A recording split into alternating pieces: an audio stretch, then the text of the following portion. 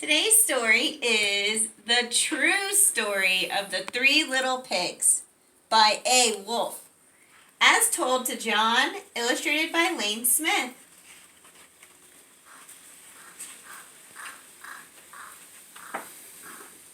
The title page.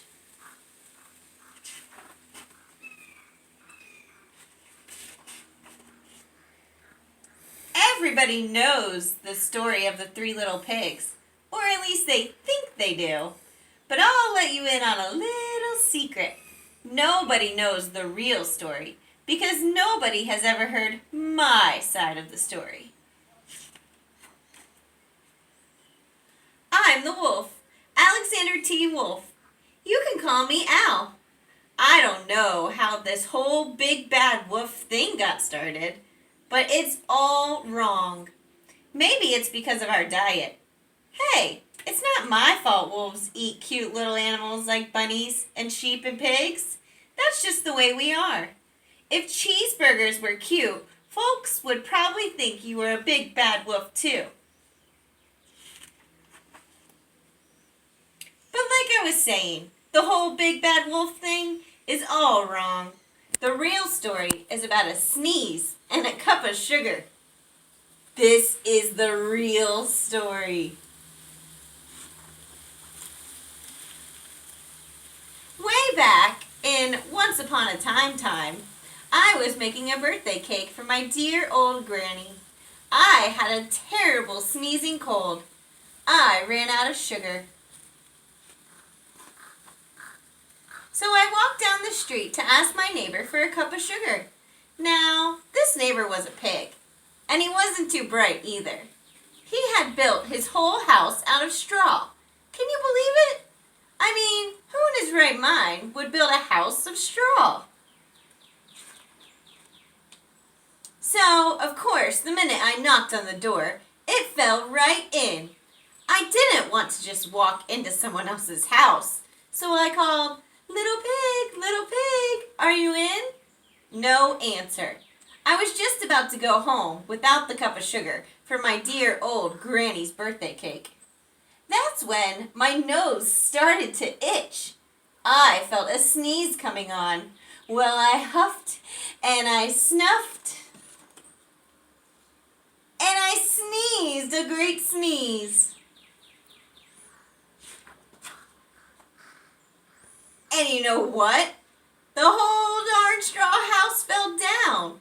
And right in the middle of the pile of straw was the first little pig, dead as a doornail. He had been home the whole time. It seemed like a shame to leave a perfectly good ham dinner lying there in the straw. So I ate him up. Think of it as a big cheeseburger just lying there. I was feeling a little better, but I still did not have my cup of sugar. So I went to the next neighbor's house. The neighbor was the first little pig's brother. He was a little smarter, but not much. He had built his house out of sticks. I rang the bell on the stick house. Nobody answered. I called, Mr. Pig, are you in? He yelled back, Go away, Wolf! You can't come in! I'm shaving the hairs on my chinny chin chin. I had just grabbed the doorknob when I felt another sneeze coming on. I huffed and I snuffed and I tried to cover my mouth, but I sneezed a great sneeze. And you're not gonna believe it, but this guy's house fell down just like his brother's. When the dust cleared, there was a second little pig, dead as a doornail, Wolf's honor. Now, you know how food will spoil if you just leave it out in the open? So I did the only thing there was to do. I had dinner again. Think of it as a second helping. I was getting awfully full, but my cold was feeling a little better. And I still didn't have that cup of sugar for my dear old granny's birthday cake. So I went to the next house. This guy was the first and second little pig's brother. He must have been the brains of the family. He had built his house of bricks. I knocked on the brick house. No answer. I called, Mr. And do you know what the rude little porker answered?